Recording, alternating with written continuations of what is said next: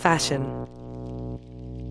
Behind the beautiful advertising, the catwalk glamour, and the billion-dollar business lies a world that those inside the industry do not want you to see, and definitely don't want you to talk about.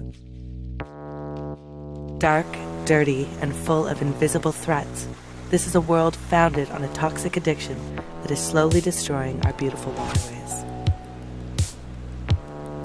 The facts are alarming. In China alone, 320 million people are without access to clean drinking water. 40% of the surface water is considered polluted. And a staggering 20% of the groundwater used as urban drinking water is contaminated, sometimes with carcinogenic chemicals. In Indonesia, our latest investigations revealed a textile facility releasing pH 14 water and a cocktail of hazardous and hormone-disrupting chemicals straight into the local water supply. And this is just the tip of the iceberg. Just one of thousands of factories in Indonesia and around the world that are treating our public waterways like private sewers. And the problem runs deeper than that.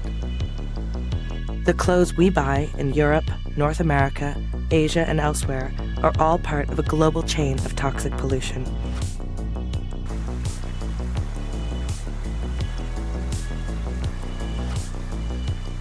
Two-thirds of clothing items tested by Greenpeace contain hazardous chemicals.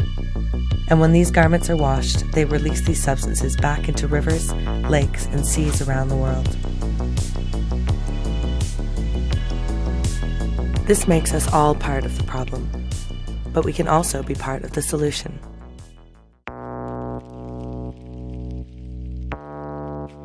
Around the world, activists, fashionistas, designers, bloggers, and models are joining together as part of the global detox campaign, united behind a common belief that beautiful fashion shouldn't cost the earth. Over 500,000 people have taken action challenging big brands including Zara, Levi's, and Victoria's Secret to take responsibility for their toxic footprint and eliminate all hazardous chemicals from their supply chains and products.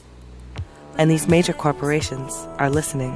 From luxury houses like Valentino to fast fashion retailers including H&M, big brands are paying attention to the global call for toxic-free fashion. These brands are now beginning to substitute out the worst chemicals. They are also working with their suppliers and the chemical industry to develop solutions, creating a growing marketplace for non-hazardous alternatives. For too long, reckless industrial pollution has occurred in the shadows. By shining a light on the situation, we can accelerate the changes that are taking place. Polluting in the dark is unethical. Polluting in the full glare of the media spotlight is a PR disaster. There is still a long way to go, but our successes so far prove that when we join together, change is possible. Our message is clear. Those brands and suppliers that are transparent about their progress and that take credible and authentic action have an opportunity to win people's trust and loyalty. Those that choose to bury their heads in the sand or try to greenwash their way out of the situation face a more uncertain future. It is becoming easier than ever to spot these toxic villains and greenwashers, to share this information within our networks, and influence brand decisions for the better. The world is watching. It's time to detox.